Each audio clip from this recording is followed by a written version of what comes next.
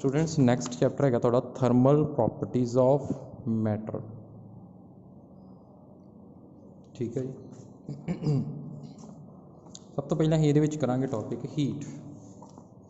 Heat की है? Heat is a form of energy which produces in us the sensation of warmth. तो chemistry भी किया होया। ठीक है, तुहानूं पता बॉडी इज़ बॉडी छोटे छोटे पार्टिकल तो बनी जाती, उन्होंने की कहने आप मॉलीक्यूल्स।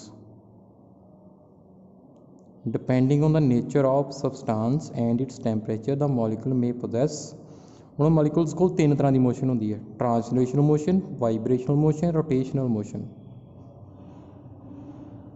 ਡਿਪੈਂਡ ਕੀਤੇ ਕਰਦਾ ਕਿ ਸਬਸਟਾਂਸ ਕਿਹੜਾ ਹੈਗਾ ਅਤੇ ਟੈਂਪਰੇਚਰ ਕਿਹੜਾ ਹੈਗਾ, ਟੈਂਪਰੇਚਰ ਘੱਟ ਹੈ ਕਿ ਜ਼ਿਆਦਾ।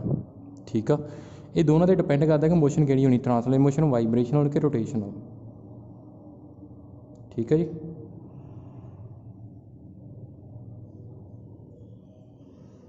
Every type of motion provides some kinetic energy to the molecule and hence to the body. In fact, heat possessed by body is the total thermal energy of the body, which is the sum of kinetic energy of all the individual molecules of the body due to translational, vibrational and rotational motion of the molecule. ਜਿਹੜੀ ਬॉडी ਦੀ total thermal energy ਹੁੰਦੀ ਹੈ ਕਿਹਦੇ ਕੋਲ ਹੁੰਦੀ ਹੈ? kinetic energy of all the molecules due to their translational motion, vibrational motion and rotational motion.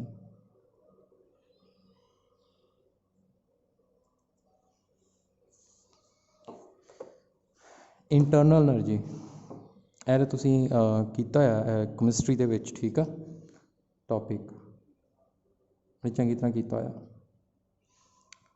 ਹੁਣ ਐਸਾ unit ਕੀ ਹੈਗਾ? ਐਸਾ ਯੂਨਿਟ ਹੀਟ ਦਾ ਮਤਲਬ ਹੀਟ ਐਨਰਜੀ ਆ। ਐਸਾ ਯੂਨਿਟ ਕੀ ਹੈਗਾ ਤਾਂ ਜਾਊਲ, ਤੇ ਸੀਜੀਐਸ ਯੂਨਿਟ ਕੀ ਹੈਗਾ? Calorie.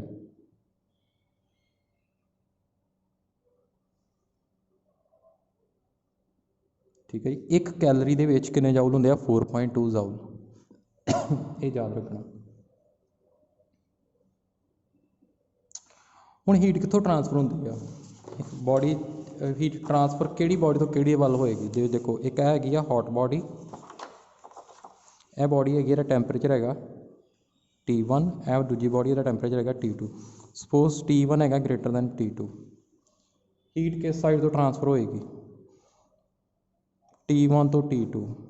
ਬॉडी at high temperature to the body at low temperature. Heat always transfer from body at high temperature to the body at lower temperature when they are placed in contact with each other. suppose ਦੋ bodies ਨੇ, ਉਹਨਾਂ ਨੂੰ contact ਦੇ ਵਿੱਚ ਰੱਖਿਆ, ਇੱਕ ਦਾ temperature T1, ਇੱਕ ਦਾ T2। T1 ਜ਼ਿਆਦਾ, T2 ਘੱਟ ਆ। ਹੀਟ ਕਿੱਧਰੋਂ ਟਰਾਂਸਫਰ ਹੋਏਗੀ? T1 ਤੋਂ T2 ਇਸ ਸਾਈਡ ਨੂੰ। ਠੀਕ ਹੈ ਜੀ। ਨੈਕਸਟ ਟੈਂਪਰੇਚਰ ਵਾਲੀ ਛੋਟੀਆਂ ਹੁੰਦੀਆਂ ਵੀ ਕਰ ਚੁੱਕੇ ਹਾਂ ਆਪਾਂ। degree of hotness and coldness of the body। ठीक है, ਹੁਣ ਇਹਦੀ ਮੇਜ਼ਰਮੈਂਟ ਅਸੀਂ ਕਿਵੇਂ ਕਰਦੇ ਹਾਂ? ਥਰਮੋਮੀਟਰ ਹੈਗਾ ਹੈ। ਹੁਣ ਥਰਮੋਮੀਟਰ ਜ਼ਰੂਰੀ ਨਹੀਂ ਜਿਹੜਾ ਅਸੀਂ ਆਪਾਂ ਇੱਕ ਕਲੀਨਿਕਲ ਥਰਮੋਮੀਟਰ ਹੁੰਦਾ ਨਾ, ਇੱਕ ਲੈਬੋਰਟਰੀ ਥਰਮੋਮੀਟਰ ਹੁੰਦਾ ਜਿਵੇਂ ਗਲਾਸ ਵਾਲੇ, ਜਿਹਦੇ ਵਿੱਚ ਮਰਕਰੀ ਹੁੰਦਾ। ਜ਼ਰੂਰੀ ਨਹੀਂ ਕਿ ਥਰਮੋਮੀਟਰ ਉਹੀ ਉਹਦੇ ਨਾਲ ਹੀ ਆਪਾਂ ਟੈਂਪਰੇਚਰ ਮੇਜ਼ਰ ਕਰ ਸਕਦੇ ਹਾਂ। ਹੋਰ ਵੀ ਸਾਡੇ ਕੋਲ ਬੜੇ ਪੈਰਾਮੀਟਰ ਹੈਗੇ ਆ, ਮੈਥਡ ਹੈਗੇ ਆ।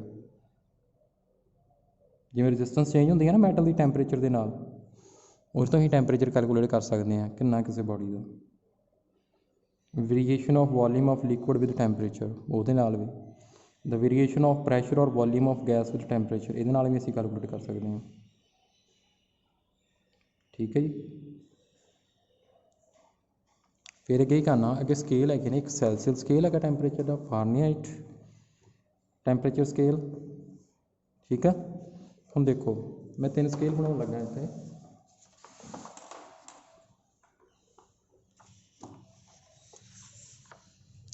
ਪਹਿਲਾ ਹੈਗਾ ਸੈਲਸੀਅਸ ਸਕੇਲ, ਲੋ ਟੈਂਪਰੇਚਰ ਦਾ 0 ਡਿਗਰੀ ਸੈਲਸੀਅਸ।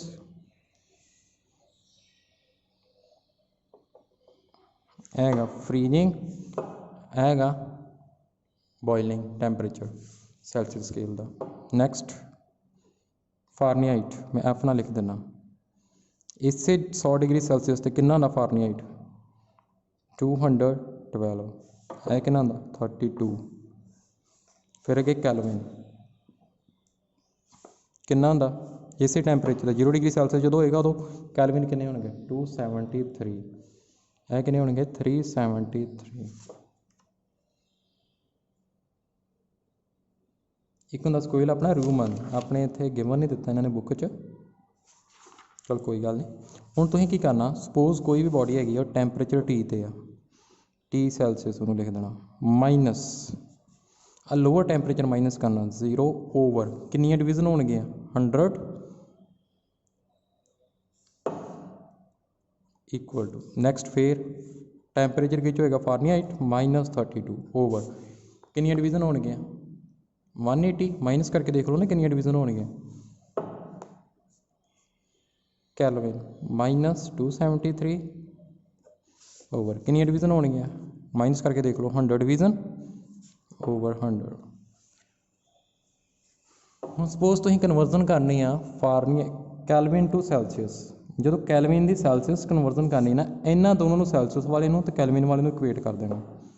ਜਿਵੇਂ ਸਪੋਜ਼ 10 ਡਿਗਰੀ ਸੈਲਸੀਅਸ 'ਚ ਕਿੰਨੇ ਕੈਲਵਿਨ ਹੁੰਦੇ ਨੇ ਠੀਕ ਹੈ। ਇਹਨੂੰ ਕਨਵਰਜ਼ਨ ਕਰਨੀ ਹੈ ਇਨਟੂ ਕੈਲਵਿਨ ਕਿਵੇਂ ਕਰਾਂਗੇ ਅਸੀਂ ਇਹਨੂੰ ਇਹਦੇ ਇਕੁਏਟ ਕਰ ਦਿਓ ਟੀ ਸੀ -0 ਟੀ ਏ ਹੋਏਗਾ टी सी रह जाएगा over 100 is equal to T K -273 over 100 cancel.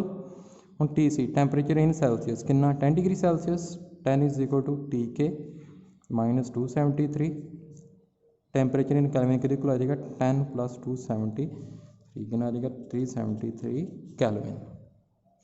इस तरह जे असी फारनीहाइट नूं कैलविन च करना इन्हां दोनों नूं इक्वेट कर देना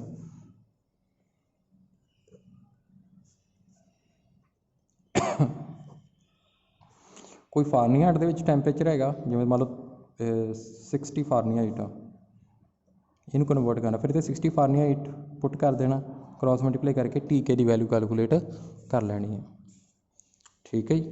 सो इस तरीके नाल असीं कन्वर्जनस करनियां ने। साडे क्वेश्चन है ना convert 30 degree Celsius temperature into Fahrenheit scale and Kelvin scale. जो फारनीहाइट स्केल सैल्सियस नूं कन्वर्ट करना उदों सैल्सियस ते फारनीहाइट दोनों इक्वेट कर देने आ तो सैल्सियस इतने जो जिन्ने डिग्री सैल्सियस गिवन आ इतने पुट कर देना फारनीहाइट आ जाएगा। तो जे सैल्सियस नूं ही किच करना कैलविन च करना फिर सैल्सियस वाले कैलविन वाले इक्वेट कर देना तो सैल्सियस वाले की इतने वैल्यू पुट कर देनी कैलविन च आ जाएगा टैंपरेचर।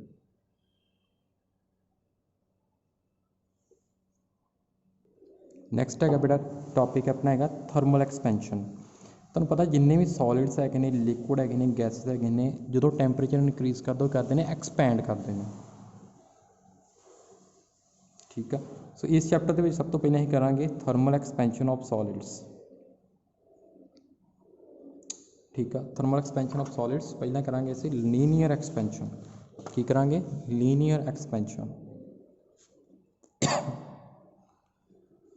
लीनियर एक्सपेंशन मीनस उसकी लेंथ वेरी होएगी टैंपरेचर इनक्रीज करना। सपोज है तुहाडे कोल सॉलिड की कोई बार है कोई आयरन रॉड है उसकी लेंथ कितनी हैगी एल फिर टैंपरेचर इनक्रीज किया उसकी लेंथ कितनी इनक्रीज होगी कितनी इनक्रीज होगी डेल एल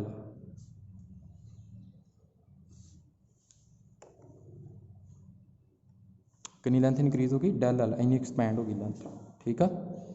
हुण कितनी एक्सपैंड हुई लेंथ कित्ते डिपेंड करती है हुण डेल एल जी एक्सपैंड हुई लेंथ जिवें मान लो सपोज पहला लेंथ L1 ही फिर होगी L2 होगी कितनी लेंथ चेंज हुई L2 - L1 हुणे डेल एल कितनी लेंथ ज़्यादा चेंज होएगी उन्नी ज़्यादा लेंथ चेंज होएगी जिन्नी उहदी की हैगी ज़्यादा ओरिजिनल लेंथ हैगी है जिन्नी ज़्यादा ओरिजिनल लेंथ होएगी जो टैंपरेचर इनक्रीज करेगा उन्नी ज़्यादा उसकी लेंथ ज़्यादा चेंज होएगी।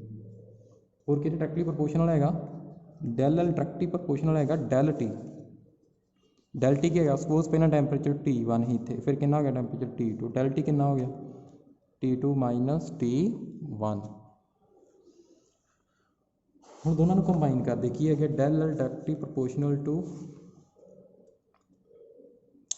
L delta T. हम प्रोपोर्शनलिटी साइन जो आप रिमूव करते हैं कि है अपने को कॉन्सटेंट गामा अल्फा कि कॉन्सटेंट है ना अल्फा एल डेल्टा टी इन अल्फा भी कहने coefficient of linear expansion of the solid। ठीक है जी, तो यह तुहाडा फॉर्मूला बन गया न्यूमेरिकल्स वास्ते। लीनियर एक्सपेंशन जो लेंथ इनक्रीज होंगी है विद इनक्रीज इन टैंपरेचर। ठीक है जी, सो यदा फॉर्मूला यदा यूनिट की होंगे कोएफिशिएंट ऑफ लीनियर एक्सपेंशन दे। हम देखो del L is equal to alpha L delta T है ना।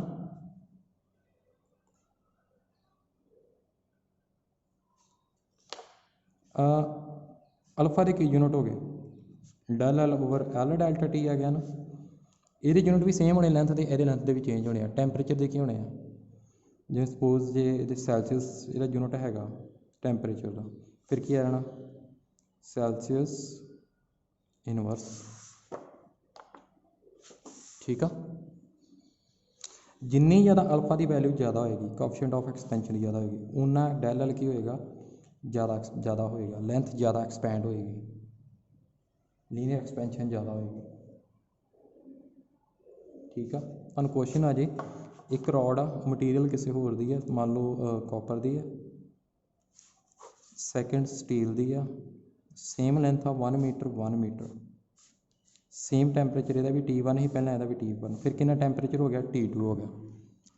एदा अल्फा 1 यदा अल्फा 2, अल्फा 2 है ग्रेटर दैन अल्फा 1, तो डेल एल किहदा होएगा फिर ज़्यादा, अल्फा किहदा ज़्यादा सैकेंड वाले का, ਉਹਦੇ की होएगा डेल एल की होएगा ज़्यादा होएगा। ठीक है जी, किमें पता लगा डेल एल ज़्यादा होएगा। देखो अल्फा एल दोनों की सेम आ, चेंज इन टैंपरेचर भी सेम आ। सो अल्फा कि डायरैक्टली प्रपोर्शनल डेल एल दे, जिन्ना ज़्यादा अल्फा होएगा उन्नी ज़्यादा लेंथ की होएगी चेंज होएगी। एक ही हो गया लीनियर एक्सपेंशन। सैकेंड हो गया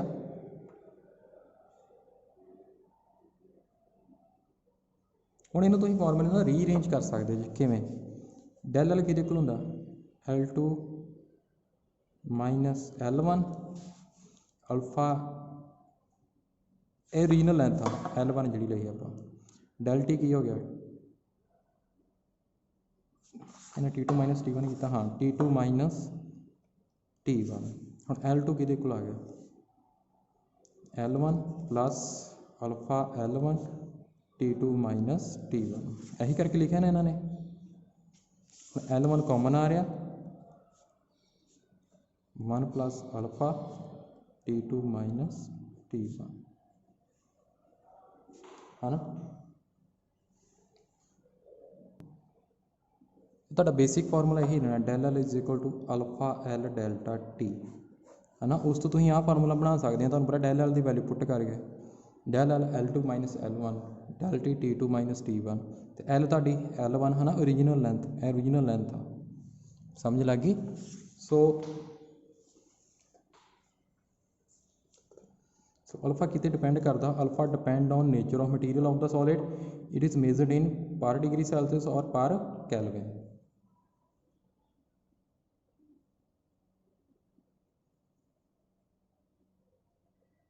कोई मटीरियल है उन्होंने अल्फा गिवन आ। नैक्सट करिए, नैक्सट है स्टूडेंट्स एरिया एक्सपेंशन। जदों ही कोई सॉलिड आ उन्होंने हीट करते हैं जो एरिया एक्सपैंड हो ऑन हीटिंग। सपोज एस की है वह सरफेस है एस, सैकेंड की कहन लगे असी एरिया एक्सपेंशन, एरिया एक्सपेंशन। हम जो एरिया कितना एक्सपैंड होंगे डेल एस कितना एरिया इनक्रीज होंगे चेंज होंगे, डायरैक्टली प्रोपोर्शनल है ओरिजिनल एरिया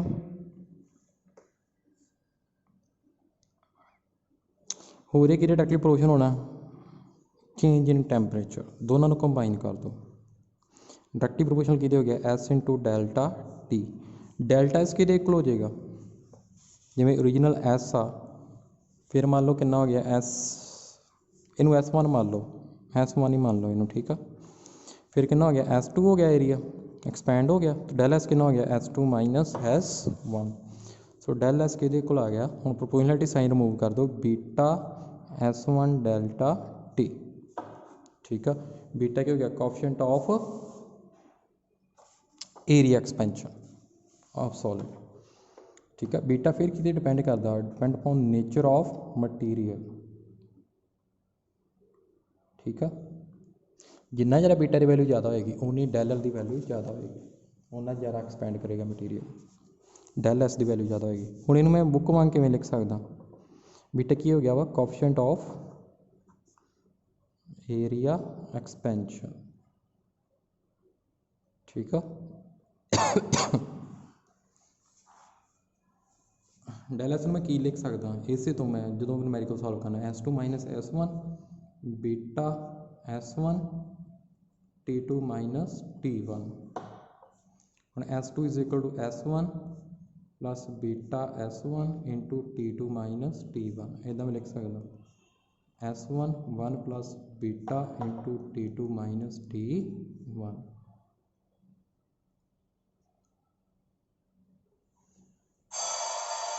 ठीक है जी।